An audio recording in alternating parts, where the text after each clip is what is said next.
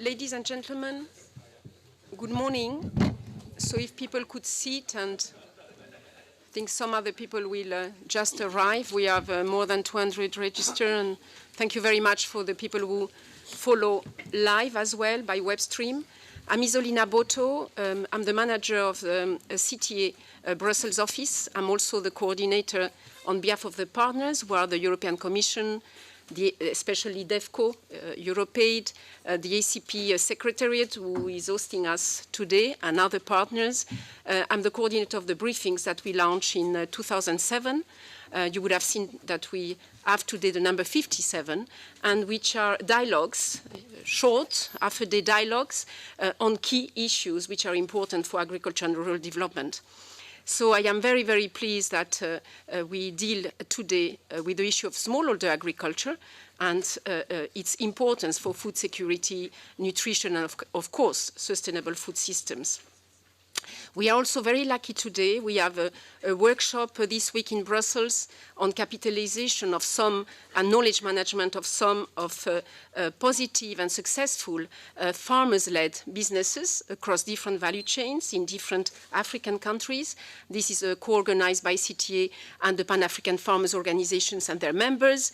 So in that context, we have about 20 who are in the room, leaders of farmers organizations, be at national level, be at regional level, and including, we are very pleased to have the president, newly elected for 1 month from the Pan-African Farmers Organization, who actually will be speaking in the first panel, Elizabeth Simadala. So thank you very much for being here.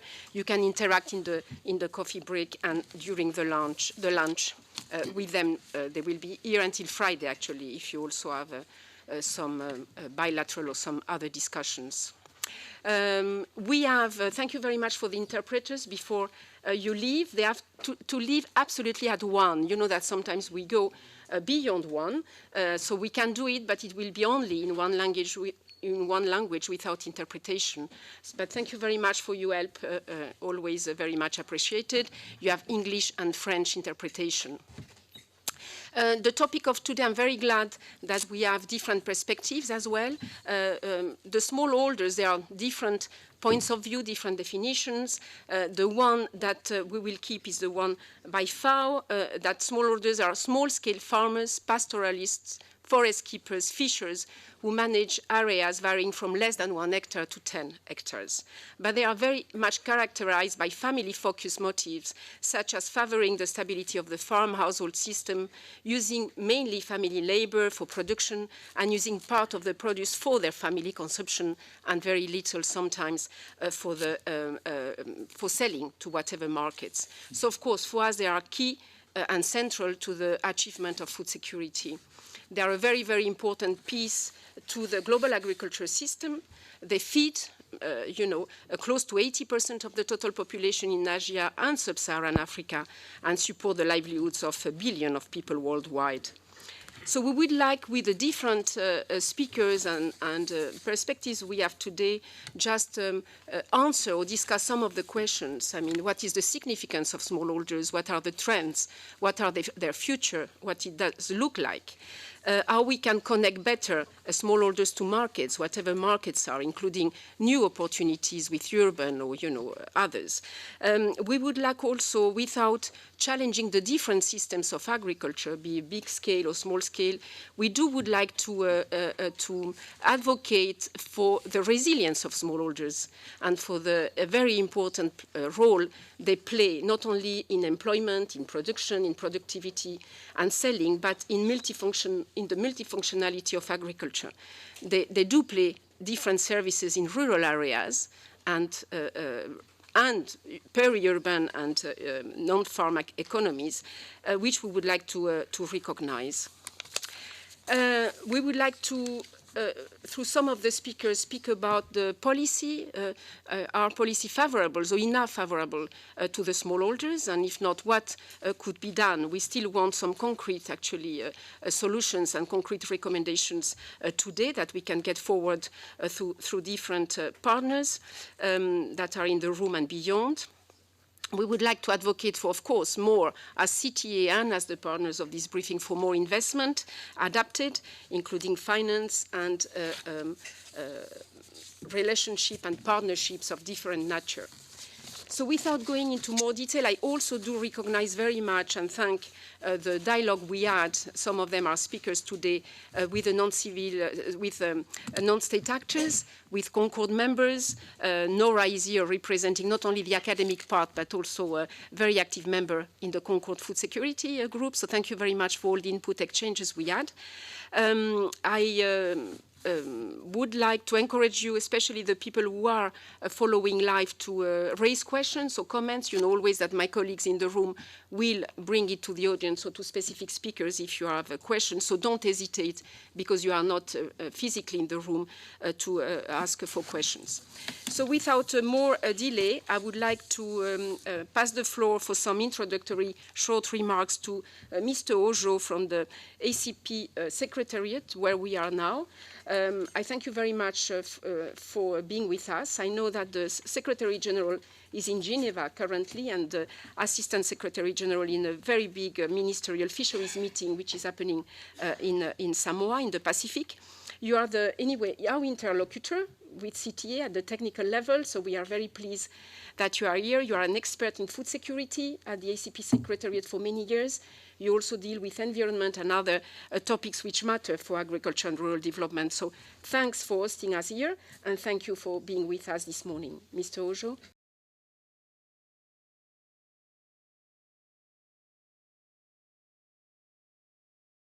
Thank you, Isolina.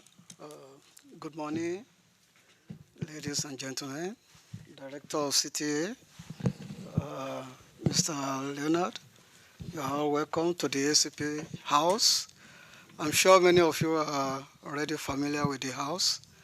The ACP Secretariat has been hosting the briefing for quite some time now, and we are glad that with the presence of you around the table, the progress is being made regarding the impact of this type of policy briefing.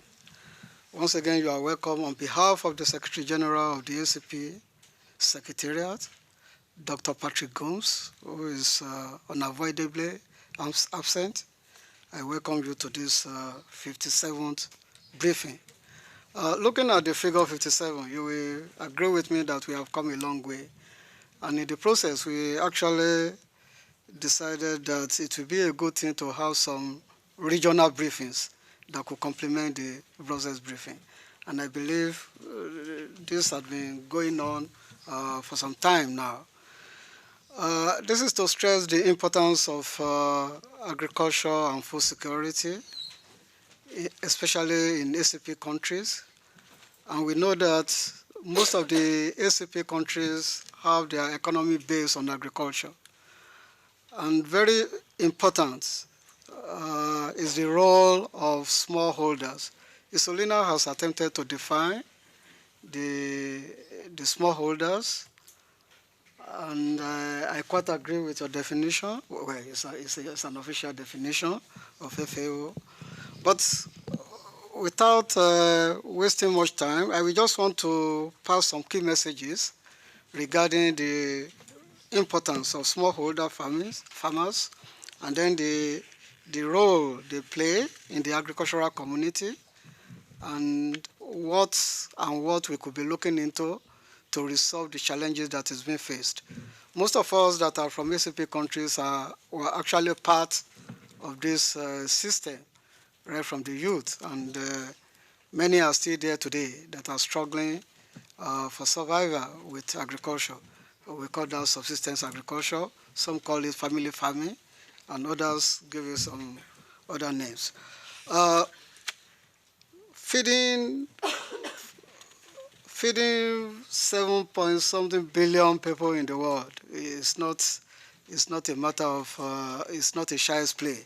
And with that, we really need a strong policy to be put in place. And with this, we know that many of the food consumption in the country, in the ACP countries, were actually produced by these smallholder farmers that seems to be neglected through policy frameworks, through provision of financial support, through land tenure system and co.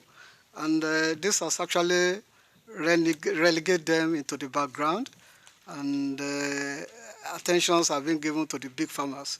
Well, big farmers are there, they provide jobs, they provide this and that, and they can export, they have the financial muscle, they have the economic muscle to be able to impact on the policymakers to make favorable policies on their behalf.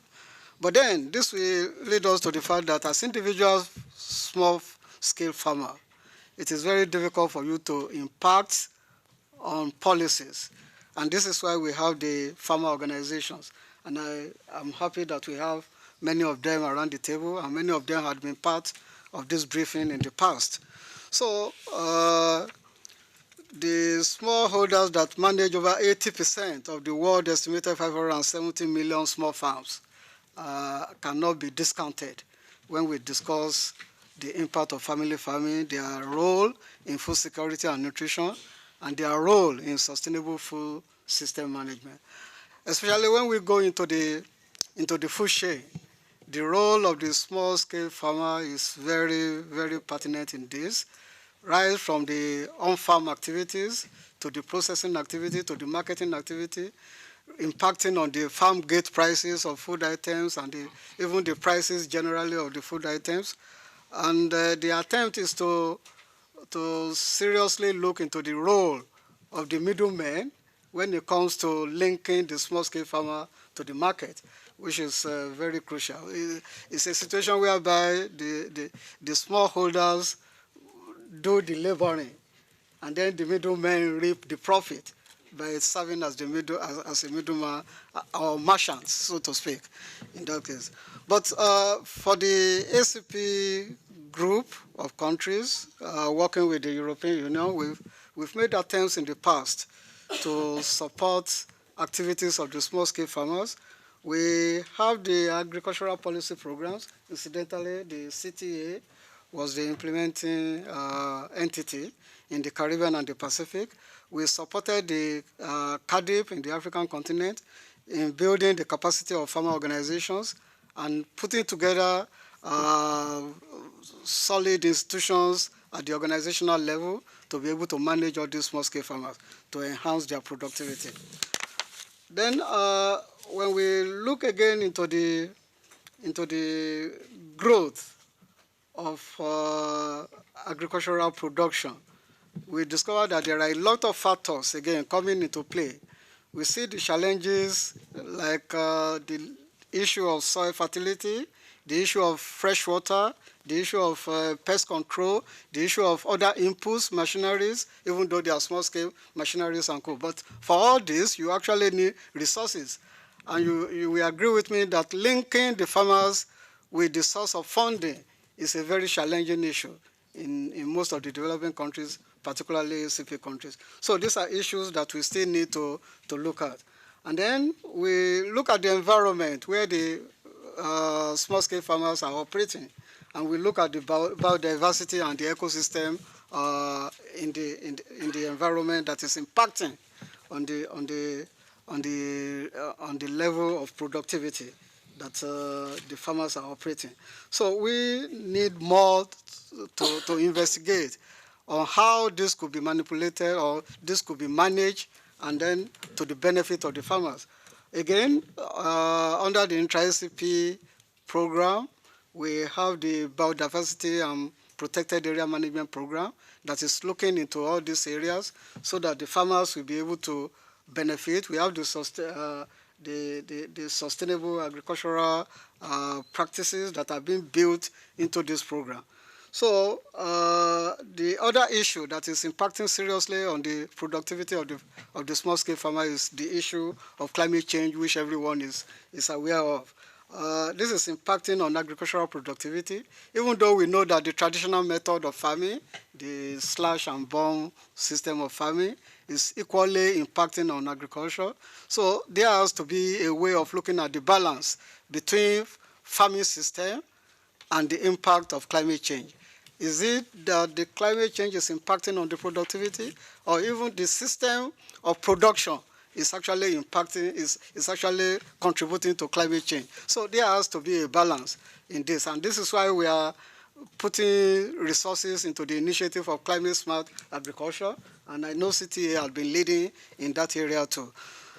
Again, we have to look more into the issue of the economics of sustainable intensification of agriculture at that level. This will take us to reducing the financial risk in terms of insurance schemes, lowering transaction costs for the small farmers, and then facilitating long-term investment. So without wasting much time, with the right conditions, smallholders with their immense collective experiences, because I believe they have the experience. Most of them transfer these experiences from generation to generation. Even for the climate smart agriculture we are talking of, we are only trying to modernize the traditional system that is limiting the impact on the environment and the impact on climate change. So practical solutions and intimate knowledge of local conditions can be at the forefront of the transformation, because in the real sense we need a new transformation, a new generation of small-scale agriculturists to be able to utilize all the new knowledge that is coming up, scientific approaches into production, so that by the time we are approaching 2050, we will be able to feed the larger population that is being projected at about 9.9 billion in the world. So with this, I thank you very much, and I believe we have around the table speakers who could actually address in a more technical manner some of these issues. We cannot do everything today, and we cannot do everything at the same time. But then there has to be a gradual process of approach to solving the problems. And we believe some of these discussions will be taken back to the regions and countries where this will be useful to the farmers at large. I thank you, Isolina. Thank you, Chair. Thank you very much, Mr. Ojo. And thank you very much, actually, for raising the climate change issue as well. You have a very efficient program at the ACP on that. We will, of course, mention it, but it's not a focus of this, briefing, actually. I think it will deserve another one. And thank you very much for raising the sources of funding, which we want to advocate. I know that the European Commission, who is the next, actually, speaker now, is, and as one of the world leaders and the world leader on development finance, is doing a lot for the farmers. Obviously, it's never enough. And we should all be shocked that the smallholders who feed most of us are very often still in the poorest, some of the poorest, people, which I think is not acceptable. So Leonard Mizzi is the head of unit at the European Commission at Europeaid on rural development, food security and nutrition. Of course, he's the interlocutor of CTA on those matters. I'm very pleased that he has always been a strong supporter of the briefings and be here when he could, because obviously he has a very busy agenda. Having a private sector background before joining the Commission in 2007 at DG Agriculture, but looking at markets, but also looking at the ACP group. He has always been very, very keen in linking all the sectors, development to private sector and the rest, and supporting from his current position the smallholders in accessing better markets and supporting some of the best, I think, programs for the African and also Caribbean and Pacific farmers. So again, thank you very much for being here with us, and thank you for all the support you already give, but I'm sure that you will tell us more to come. Thank you. Thank you, Isolina, and good morning, everyone. Thank you, Michael, and thank you, Mr. Rojo. And I thank, first of all, as well, all the participants. As usual, the Brussels briefings are becoming even more popular, Isolina, with full houses. And we also have our friends from the different farmers' organizations. With a strong welcome of Elizabeth, who has also shows the woman power of small farm holders as elected PAFO president, Fatma and Ismail and others around the table. So I will not, the latest developments in the European bubble context. Yesterday we had the distribution of portfolios of the new Commission for the period 2019 until 2024, with a clear vision of a Commission which will focus on climate issues. This is an area which will become even more important. So, as you know, the Green Deal is being elaborated. There is also Mr. Timmermans, who, as one of the top commissioners, will be in charge of climate and climate change issues. And the digital agenda is also very important. So, with a digital agenda, with a climate agenda, and the commissioner in charge of our portfolio will be a Finnish commissioner. Clearly, we have what I call the baselines to start working on the next financial period, which will clearly need to be wrapped up next year. As you know, there is a big portfolio, which is the new instrument, which is still in interinstitutional discussions.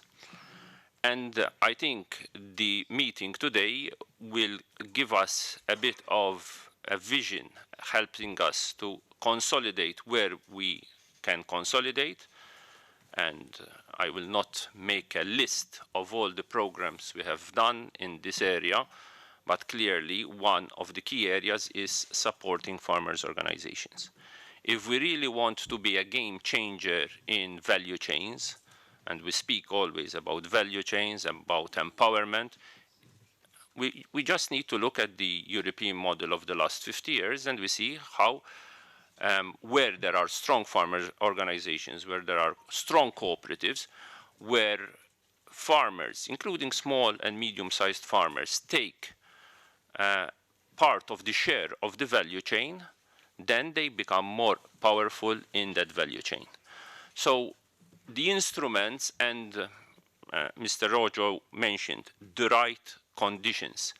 It is the right conditions which need to be the focus of our effort, because we still visit a number of countries in the ACP world and beyond, Central America and Asia, and we know what the solutions are. The problem is those right conditions are not always there, and we speak and discuss. And if we don't address those right framework conditions, the money will not flow, the de-risking will not take place, and the shocks will continue.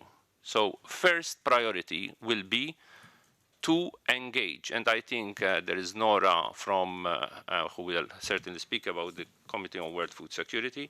We need to create a governance model at local, regional, and global level where we empower also farmers and small farmers organizations in the decision-making process. Otherwise, we will go round in circles and decisions will always be taken by the politicians, and we know how European policy making takes place. So, and we know also the role of farmers and farmers organizations across the European Union in policy making. We also know that this sector is a very complex sector.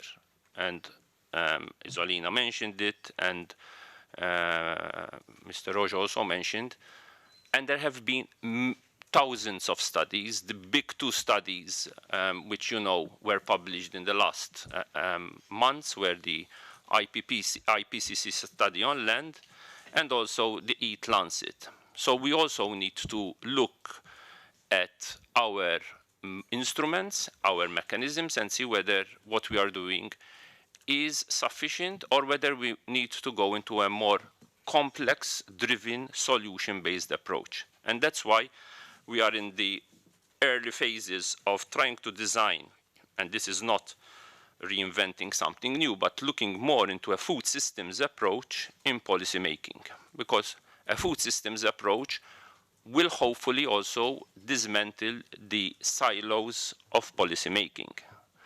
We need to look into the territorial dimension of policymaking. How do you integrate rural-urban tensions, rural-urban linkages?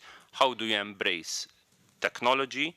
How do you handle health and dietary patterns and use smallholders' contributions to a more diverse and nutritious diet? We barely speak about nutrition and the role of small farm holders in trying to diversify diets. Yesterday we had a discussion with the World Food Programme where, and we know that as DEFCO, we are not really necessarily in favor of school feeding per se, but school feeding could be a solution in terms of impact, not only in terms of education and participation in schools, but also in terms of diverse diets. So there are elements of the school feeding where there can be positive spillover effects also on smallholder agriculture. We are also, as you know, trying to de-risk value chains, and this is not proving to be easy. It's clearly easier for financial institutions, including European financial institutions, to invest in renewable energy, into urban, into horizontal small and medium-sized enterprises. But when they come to de-risk agriculture, they tell us, look, it's too complicated. It's too complicated because there are too many players across the value chain. There are issues around land, there are issues around climate, there are issues around fragmentation, around power struggles across the value chain. So we are, despite that we have Agrify, we have also ABC Fund with IFAD, and we will also soon launch the Huruma Fund with Spanish cooperation. The gap, the financial gap between what small farm holders want, wish, and what the transformation requires, the gap is enormous. So we need to see and we need to discuss with you. Yesterday we had 1 Acre Fund which operates in a number of Eastern and Southern African countries. It is a bundled product. Probably some of you know this is mainly in Rwanda and Kenya and in other countries, Burundi as well. Zambia is also being piloted. We're trying to see what is working in terms of financing, because the issue of access to finance is often mentioned. There is no problem of money availability. There are big funds out there.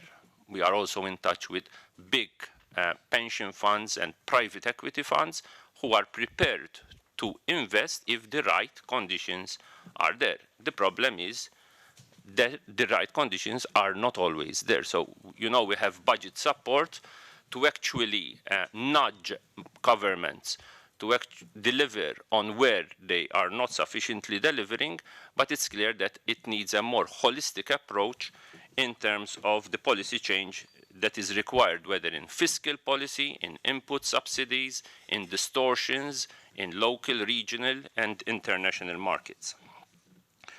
We also need to be a bit more specific on certain value chains. We have discussions, and even within CTA and beyond, and some of you, whether in the coffee value chains. 2 of my colleagues are currently in Abidjan to discuss what we can do better in cocoa value chains. You know, the pricing mechanism of cocoa is quite complex, and how to actually create a linkage between a fair price for smallholders, but also a price which also reflects what consumers and the demands of European consumers and global consumers are, in terms of linking it to an elimination on child labor, but also elimination of deforestation. And that is a complex equation. How do you create a price which gives a fair, equitable value to a cocoa farmer in Ghana or Cote d'Ivoire or Nigeria or Cameroon, but also linking it to a policy on zero tolerance on child labor and zero deforestation. The same with cotton. We go to cotton days in Geneva in a month's time, and whenever I go around, there is maybe not sufficient appetite to dynamize and re-dynamize cotton producing areas.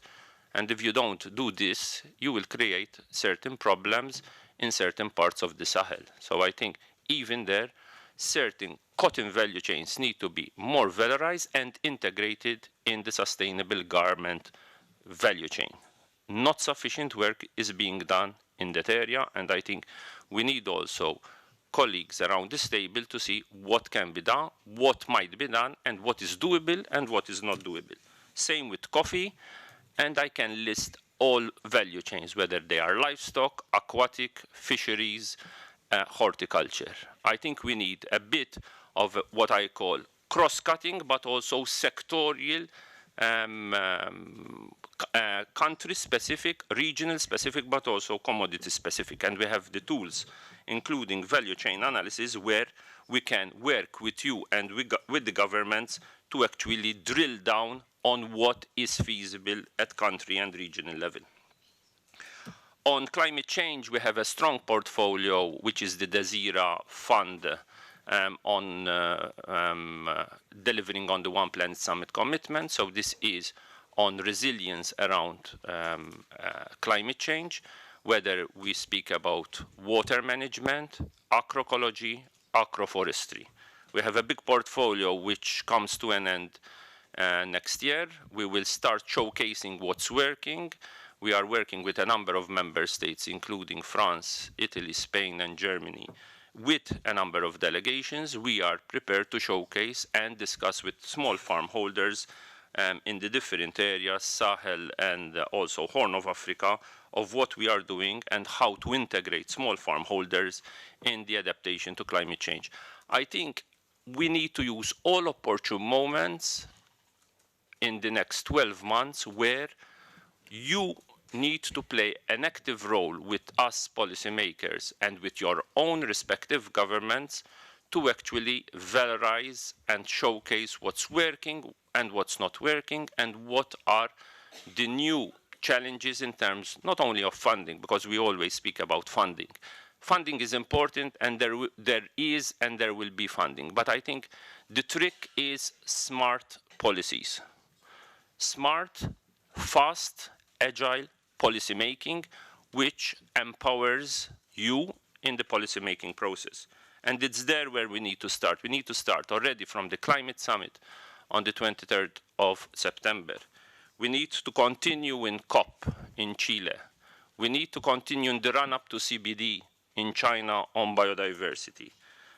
We need to work closely in the run-up to Grønne in January, where the issue of trade. If we really want vibrant markets which dynamize the small farm holders, we need to also look into the trade dimension.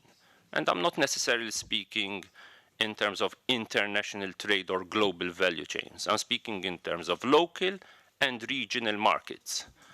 Because if Africa wants to be lifted out of the poverty, if we want to really deliver between now and 2050, we need to increase that figure of intra-regional trade from a very low 15–20% to a 60%. Otherwise, it will be a fragmented market of 54 countries, where one market and another market don't speak to each other, or where they are always distorting trade between themselves, and it remains a very informal market. If we want that, we will come here in 10–15 years' time. It will maybe be another 150th briefing, and we will still remain speaking about the same problems. Governance. I hope that Nora has good ideas on governance, because we are heading with the Rome-based agencies to a major food summit normally in 2021. This will probably be timed around a G7 that Italy will host, and I think it will be an opportune moment to see whether the current governance model is working or not. I know that the Dutch government is looking into a governance model which is an IPCC type of model. This might create a bit of anxiety by some, also questioning what the potential role of CFS is in this model. But I think that the governance of today needs a bit of a shake-up as well, because we go to a lot of conferences. We just came I didn't go, but I sent someone, but Michael was there at AGRF, where you hear a lot of good ideas, you see a lot of good practices, but the scalability needs to be really upped, and this can only be done if there is the highest governance and not only things happening in the same 10 countries of Africa, because it's usually the same 10 countries out of the 54 countries which are always being mentioned. We also need, I mentioned trade, we have the Continental Free Trade Area. This is going to be the big show in town in the next months and years ahead. And we need to work with especially the African farmers organizations to make this happen and realize it at the best. So 3 concluding messages. First of all, Mr. Rojo mentioned CADEP. We need really to shake a bit CADEP from an SDG 2 point of view. And I know that the German government in the run-up to their presidency will create, and we will be close also to the initiative, an SDG 2 alliance, to see how an SDG 2 alliance can actually have an impact on small farm holders. Because it's good to speak about SDG 2s, about indicators and targets, but it's also important to distill it at a local farm level with an impact on young farmers and women leaders. Secondly, continue working on food systems and resilience, so climate change and boosting where it's really requires boosting in all parts of Africa, and work more on the price transparency of the value chain. If we really want to integrate small farm holders, we need to enhance price transparency, whether through local competition policy provisions, whether through beefing up still farmers' organizations and cooperatives, but also seeing how to integrate them into a processing value addition point of view. And this is also part of the action plan that stemmed out from the EU-Africa Rural Task Force and the conference that we had in Rome in June, where there is an action plan and a number of ideas and implementation plans stemming from the integration of small farm holders into the value chains, including agri-food processing, through also possibly creating a platform where small farm holders, cooperatives, and private sector, and I don't mean private sector in the sense of big businesses, can actually be integrated, but also create that value addition, because in our opinion, part of the jobs and growth agenda has to include a very strong agri-processing agenda. Without agri-processing, Africa will still continue importing basically everything, and jobs and growth will not be created in the millions that we need to create them between now and 2030. So thank you for CTA and the ACP Secretariat. I hope that the outcome of this conference can feed into these big events coming up in the next 12 months, and I look forward to your proceedings. Thank you. Thank you. Thank you very much, Mr. Mizzi, and thank you for what is already a contribution. I mean, not just opening remarks, but already a piece in itself. Thanks for reminding us on the conditions, which is really the topic of today, sustainable agriculture. We can contribute. So the different elements. The last briefing was on water, energy, and food nexus as well, which is a way of integrating it. And I'm very pleased that you mentioned as key areas for farmers what we have been discussing the last 2 days already with the farmers' organizations who are here today, the policies, the value chain and trade, the partnerships, and now ICTs and digitalization is an enabler and a contributor to those. So without more delay, I would like to give the floor to a CTA director. You know that CTA is a joint ACP-EU organization, part of the Cotonou Agreement since 1983. Our headquarters are in Wageningen in the Netherlands, where, of course, our director is. We have a small office here in Brussels, and we have key areas. We have been shifting areas according, of course, to the agreement itself. And today we focus very much on the areas we are speaking now about: climate change, climate smart agriculture, digitalization, of course, the key areas of youth and women, which I'm happy that they are also featured in the program, and obviously the value chain and agribusiness. So thank you very much, Michael, who is the director of CTA since 2010, but previously was within the system of CG, ZCRAF, and C4, and many other assignments, academic and private sector as well. Thank you very much for joining us today. Thank you very much, Sorina. Good morning, everyone, and welcome to the briefing. I'm particularly happy to welcome our friends from the regional farmers organizations around Africa, so it's very nice to have you here with us. I've been very strong partners in the work that we do. I know that we have had excellent interventions from Leonard and Mr. Ojo, so I will be very brief. Of course, the agricultural transformation agenda has been, central to what CTA has been doing. Our vision is basically very much around, transformation of smallholder agriculture as a vibrant, modern, and sustainable business that creates value for farmers, entrepreneurs, youth and women, and produce affordable, nutritious, and healthy food for all. So very much around the transformation agenda. Of course, there has been a lot of discussions, policy forums, and so on in terms of how do we double productivity and increase income. So that's the target of SDG 2.3, as well as of the Malabo declaration. Is a very clear target, but we haven't been able to achieve that. It's quite clear in terms of the number of hungry people going up, and also the African Agricultural Transformation Scorecard that was published 2 years ago clearly showed that most of the countries in Africa are not meeting their targets. Only 20 of the 46 countries that reported are actually on target to meet the Malabo Declaration. So there is still a lot of work to be done, and I think Leonard showed the complexity of transforming smallholder agriculture, in terms of the value chain, the challenges that we have in markets and so on. So there is quite a lot of work, including policy, investments, and so on. And the areas that we have at least taken as priority in CTA is very much around how do we position digitalization as an enabler to transform smallholder agriculture, how to especially also engage young people into the sector and make them more productive and interested in the sector across the value chain. And I just want to share with you that as Leonard just mentioned, we had a major, you probably know the African Green Revolution Forum, some of you were there last week.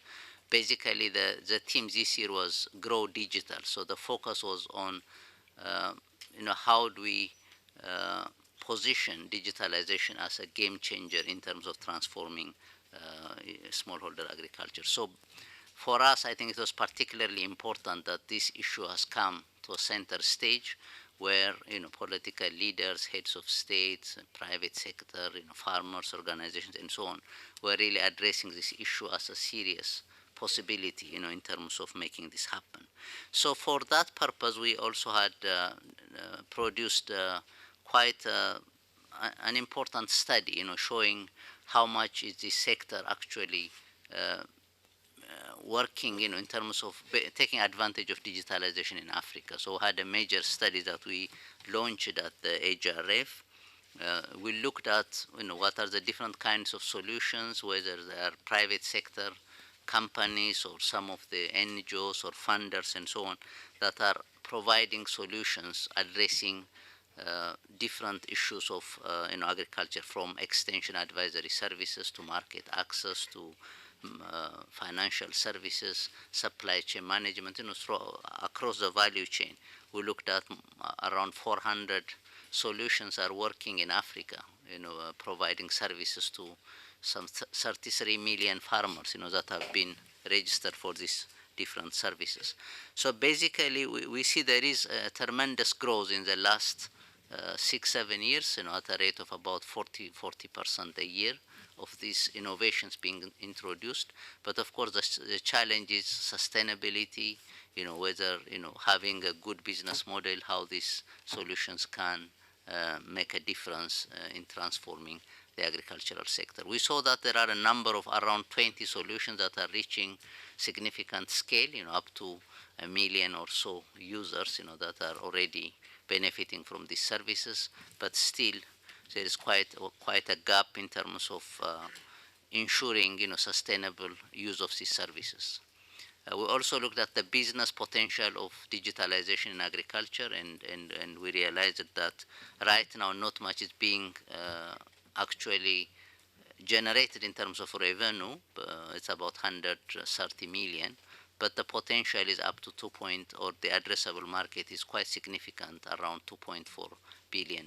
So there is a lot of possibility in the markets, but I think, as Leonard said earlier, we need to work on the enabling conditions. What are the sort of investments that are needed at the public sector level in terms of improving connectivity, building the digital infrastructure, like farmer profiles, which I know many of you are working on in partnership with CTA, and digital soil maps and all kinds of infrastructure, digital infrastructure that will make it possible to build different kinds of services on top of these that are relevant for smallholder producers. So we also looked at a number of country cases, 6-7 countries, and some countries where there is good policies, things are happening.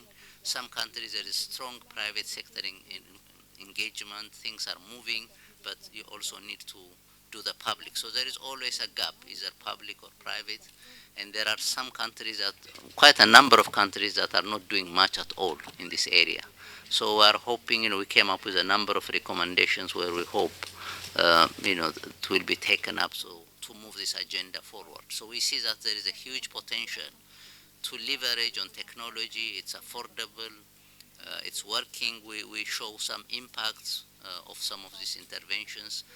For example, you could get, by combining different kinds of services like extension, market access, and finance, you could increase productivity by up to 168% and income by up to 40%. Of course, this is limited data, but significantly you could see improvements, through digital innovation. So I think this is a really one promising area where a lot of work can be done, and we hope that we can bring it up to a level where countries can get the support that they need in terms of developing digital strategies and attract investment so that it can achieve that's the level that we're looking at. So I encourage you to get hold of the report. We have it on our website.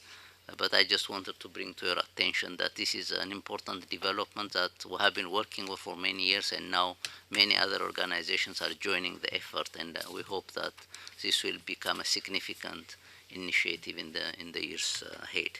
So with that, we look very much forward to the discussion this morning, and I hope some of this we can capture and feed into other discussions and policy fora. So thank you very much. Thank you very much.